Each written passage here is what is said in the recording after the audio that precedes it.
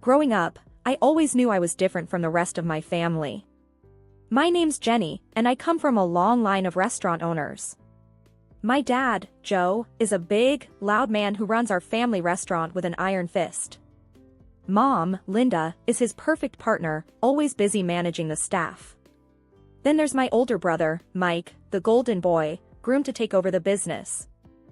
I remember sitting at the dinner table one night, the air thick with the aroma of Dad's famous roast. Mom was going on about some new recipe they were trying out. "Jenny, you'll love this one. It's got that fancy herb you like." "What's it called again?"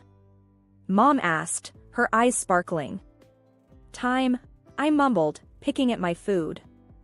Mike laughed from across the table, his mouth full. "Who cares about some dumb herb? Wait till you see the new grill Dad's getting for the restaurant. That's the real deal." Dad nodded, his eyes on me. "Speaking of the restaurant, Jenny, when are you gonna start taking an interest? You're not getting any younger, you know." I tried to make myself small in my chair. "I don't know, Dad.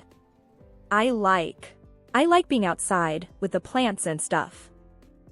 Mom sighed, exchanging a look with Dad. "Plants? What are you gonna do with plants? You need a real job, Jenny. Something to fall back on." I remember feeling a knot in my stomach. It was the same conversation every time. No one in my family got it. No one except Grandma Rose. Grandma Rose lived in a small house on the outskirts of town, surrounded by the most beautiful garden I'd ever seen. She was different from my parents, gentle, patient, and she understood me in a way no one else did. I would often escape to her house, away from the endless talk of the restaurant. One day, I found her in the garden, her hands deep in the soil. "Jenny, dear, come help me plant these tulips," she said, her face bright with a smile. I sat down beside her, feeling the cool dirt on my hands. "Grandma, why don't Mom and Dad understand? I love this. I love being here with the plants." Grandma Rose wiped her brow and looked at me with those wise, old eyes. "Your parents just want what's best for you, Jenny. But they don't see the world the same way we do. There's magic in these plants, in the earth. It's okay to be different." I clung to Grandma Rose's words, even as the pressure from my family grew. Mike would often taunt me, calling me the gardener in a tone that made it sound like an insult. "Hey, gardener, you gonna plant some lettuce for tonight's salad?" he'd jeer, his friends laughing behind him. I'd just roll my eyes and walk away. I knew they didn't get it. They didn't see the beauty in a single leaf, the peace in a morning dew. But I did. And in those moments, with my hands in the soil, I felt like I was where I belonged. High school graduation was like standing at a crossroads, and I, Jenny, was about to take the road less traveled by my family. The house was buzzing with excitement over Mike's plans to join Dad at the restaurant. Amidst it all, I felt like a spectator in my own life. One evening, we were all gathered in the living room. Dad was going on about expanding the restaurant, his eyes gleaming with ambition. "Mike, you're going to be right at the heart of this," he said, clapping my brother on the back. Mike puffed up like a proud rooster. "Yeah, I've got some ideas already, Dad. We're gonna make this place huge." I sat there, fiddling with a loose thread on the couch, feeling invisible. Mom turned to me, her voice sharp like she was waking me up from a daydream. "And what about you, Jenny? Ready to step up?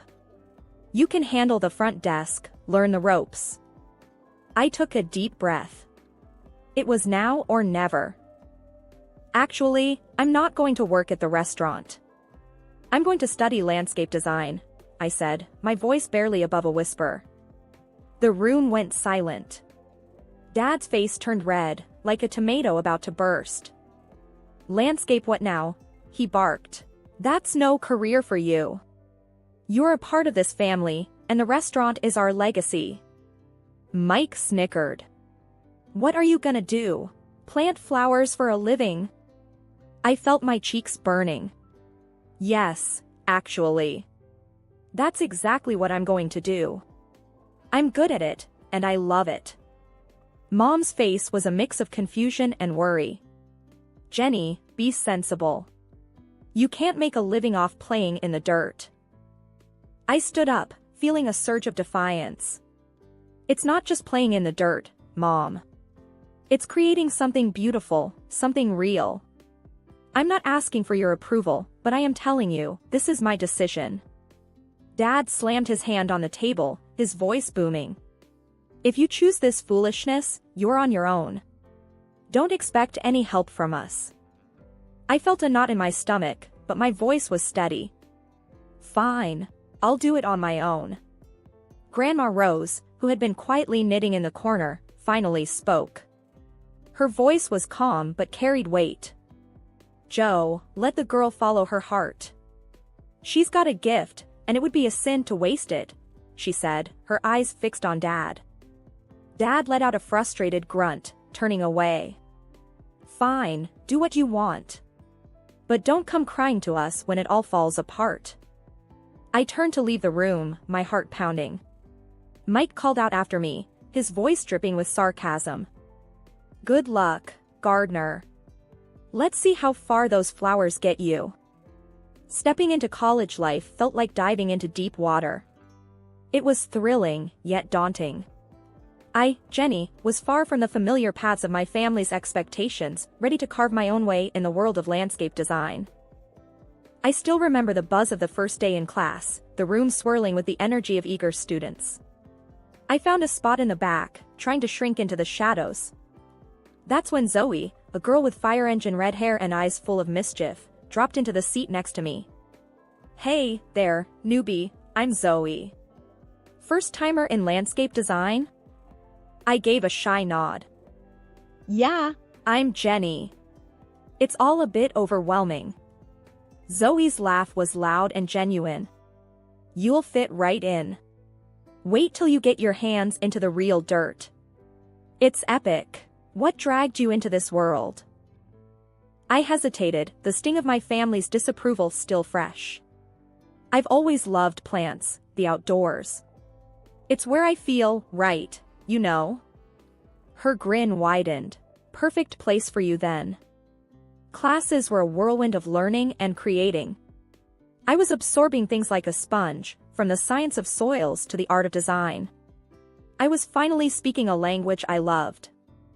After one particularly intense session, Mr. Davidson, our professor, a man as tall and sturdy as an oak, called me over. Jenny, your designs, there's something else. You've got a real knack for this, he said, his voice serious but encouraging. I was stunned. Really? Thank you, Mr. Davidson. I'm just trying to do my best. He leaned forward, his eyes piercing. There's potential in you. Don't let it go to waste. Push harder. His words became my mantra. I started to live in the studio, my designs becoming more ambitious, more expressive. It was exhausting, but exhilarating. But even in those moments of joy, a part of me yearned for my family, despite everything. One quiet evening, I gathered the courage to call home. The phone rang, each tone heavy with anticipation. Finally, Mom's voice came through, sharp like a knife's edge. What do you want, Jenny? Her tone stung, but I pushed on. I just wanted to check in, see how everyone is. She snorted, her voice dripping with scorn. Oh, now you care? After running off to play in the dirt, abandoning your own family. I clenched my teeth, fighting to keep my voice steady. I didn't abandon anyone, Mom. I just chose a different path. Her laugh was bitter. A dead-end path, you mean? Don't expect us to be here waiting when it all crumbles around you. The call ended soon after, leaving a sour taste in my mouth. But it also fueled a fire in me. I dove back into my work with a new intensity, determined to prove not just to my family, but to myself, that I was on the right path. Life has a way of throwing curveballs, and mine came in the form of a phone call during my final year of college. It was Aunt Clara, my mom's sister, her voice shaky and strained. Jenny, it's about your Grandma Rose. She passed away last night, Aunt Clara said, her voice cracking with emotion. I felt the ground slip away beneath me. Grandma Rose had been my rock, the one person who believed in my dreams. Losing her felt like losing a part of myself. The funeral was a somber affair. My family was there, all stiff and formal. Dad, Mom, and Mike looked like strangers to me. After the service, I overheard Mom talking to Aunt Clara. I still can't believe she left that house to Jenny. What's she going to do with it? She can barely take care of herself, Mom said, her voice dripping with disapproval. I felt a surge of anger but bit my tongue. I didn't want a confrontation, not there, not then. The will reading was a few days later. Grandma Rose had left me her house, the beautiful garden haven where I had spent countless hours.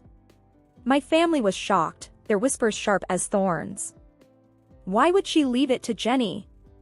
She's never around anyway, Mike muttered under his breath. Dad's face was like thunder. This is ridiculous. That house could have been sold, put money into the restaurant. I stood up, my voice steady but firm. Grandma knew I loved that house, that garden. It was where we spent so much time together. I'm going to keep it, just as she wanted. Mom's response was cold and harsh.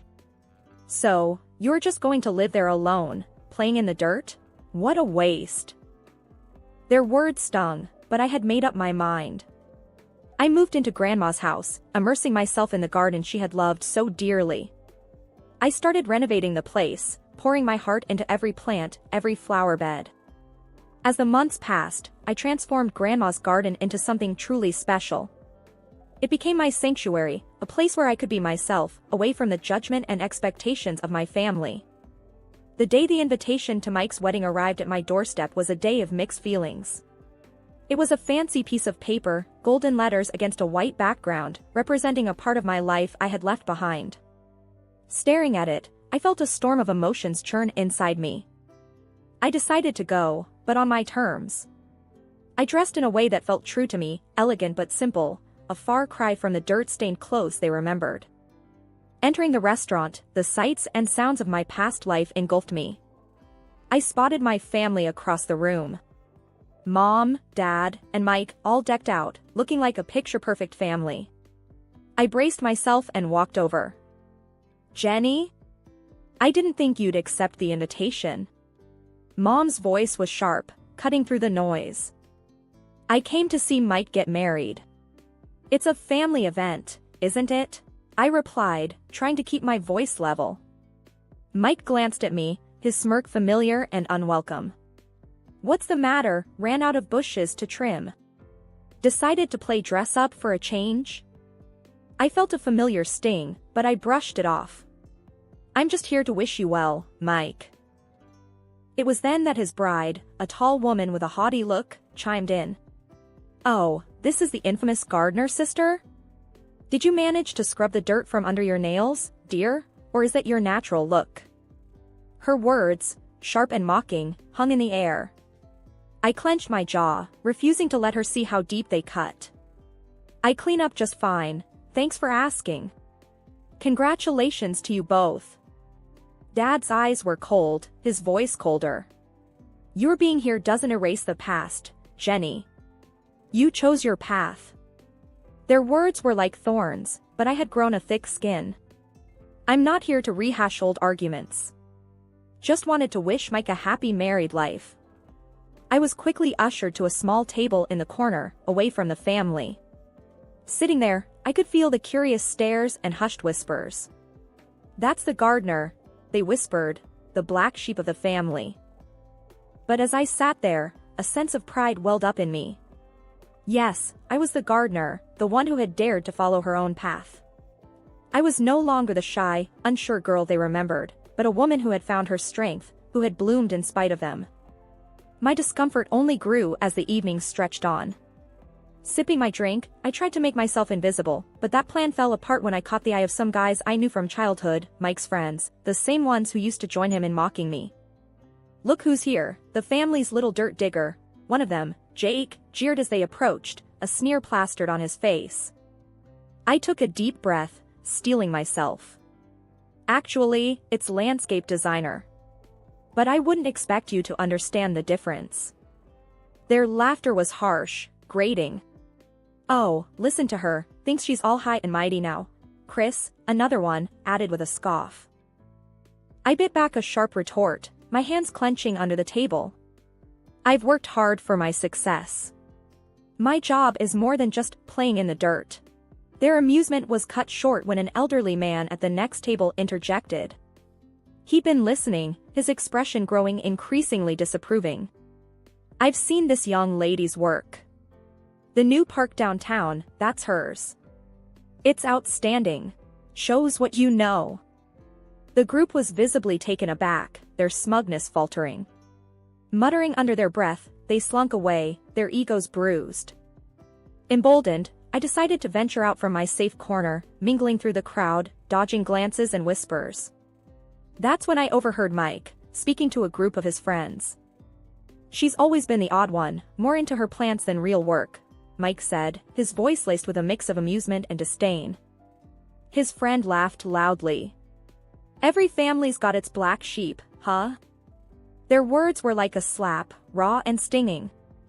I walked away, my heart pounding, reminding myself their opinions didn't define me.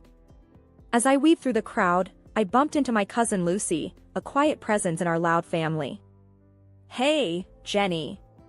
I've seen some of your designs. They're really something, she said, her voice sincere. I managed a small smile. Thanks, Lucy. It means a lot, especially today. Lucy looked at me, her eyes understanding. I never agreed with how they treated you. You're doing amazing things. I'm glad you stuck to your path. Her words were a small comfort amidst the thorns of the evening. We chatted briefly, a momentary respite from the tension. As Lucy drifted away, I returned to my corner, feeling the weight of the evening. The loud music, the clinking glasses, and the bursts of laughter around me felt like they were happening in a different world. I sat there, sipping my drink, longing for the celebration to end. The wedding night was winding down, its fancy aura overshadowed by my own tangled feelings.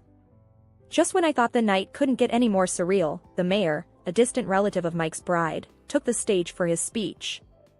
Ladies and gentlemen, it's a delight to be here, he began, his voice booming across the room. But tonight, I want to highlight a special guest among us, a true star in the world of landscape design, Jenny. Hearing my name, I almost choked on my drink. I stood up hesitantly, feeling like a deer caught in headlights. The mayor beamed at me. Jenny here is the brilliant mind behind the transformation of our city park. She's a celebrated landscape designer who's won multiple awards for her incredible work. Let's give her the recognition she deserves. The room erupted into applause, a sound that felt foreign to me. I glanced at my family's table and saw them, their faces a mix of shock and embarrassment. Mike's bride leaned towards him, her voice dripping with disbelief. Is he talking about your sister, the gardener? Mike mumbled something, looking like he wished the floor would swallow him up. The mayor's praise continued. Jenny's work has revitalized our city. She's a true talent. Amidst the clapping, I felt a surge of confidence. The mayor's words were like a light, dispelling the shadows of doubt and scorn from my family. Then, seizing the moment, I decided to speak up. Thank you, Mayor, for your kind words. It's an honor to contribute to our city's beauty. I paused, my gaze sweeping over the crowd, settling on my family. It's funny, isn't it? How life turns out. Mike, you and your bride are perfect for each other. Your shared talent for rudeness to others is quite remarkable. The room went silent, the air thick with tension. My parents, my brother, and his fiancée blushed deep red, their shame as visible as if I'd slapped them. Mom's voice cut through the silence, sharp as a knife. Jenny, what are you saying? This is your brother's wedding. I met her gaze, unflinching. Just speaking the truth, Mom. Something our family seems to struggle with. Mike stood up, his face red with anger. You can't come here and talk to us like that. I held my ground, my voice steady. I've earned my right to speak, Mike. Maybe it's time you all listened. The confrontation ended with Mike sitting down, defeated, and the room slowly buzzing back to life. The mayor gave me a nod of respect before moving on. As I sat back down, the weight of the night lifted slightly. I had spoken my piece, stood up for myself in a way I never had before. I was no longer just the gardener or the outcast. I was Jenny, a recognized landscape designer, someone who had grown past her family's narrow expectations. After Mike's wedding, word got out about my success as a landscape designer. People were buzzing about the awards I'd won and the projects I'd aced. It felt like stepping into the sunlight after years in the shadows. And then, my family came calling.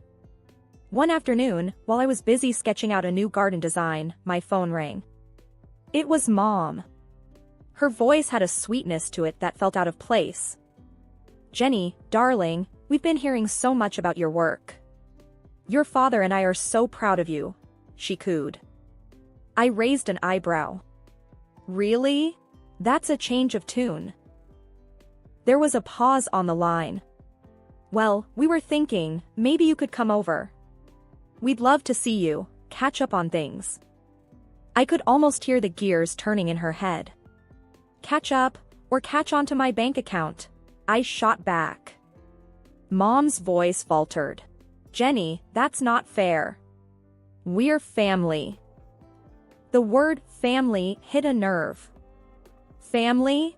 Like when you all but disown me for following my dreams.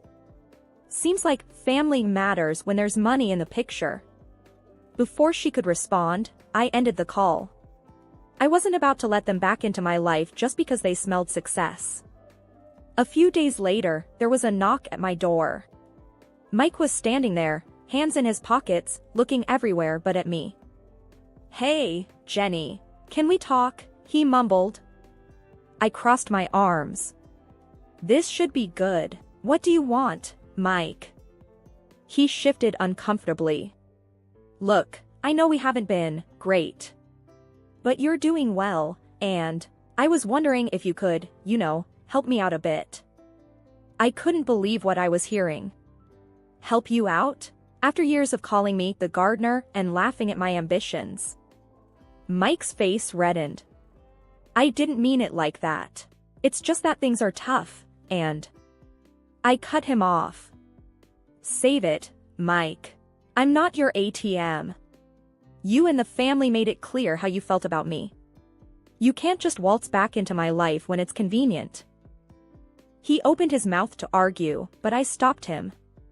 "No, Mike. You made your bed. Now lie in it." After he left, I sat in my garden, surrounded by the beauty I had created. My phone rang a few more times over the next week, more attempts at reconciliation from my family, but I didn't answer. I was done with their fair-weather affection. I had built a life for myself, one that didn't need their validation or their greed. I was thriving in my own right, and that was all that mattered. They had chosen their path, and I had chosen mine. As I looked around at the plants and flowers that were a testament to my hard work and passion, I realized I had everything I needed right here. I was happy, successful, and free from the toxic ties that had once bound me. This wasn't just the end of a chapter, it was the beginning of a whole new book. My book. And I was going to make sure it was a bestseller, written on my own terms, in my own style. The new growth in my life was just starting, and I was ready for whatever came next.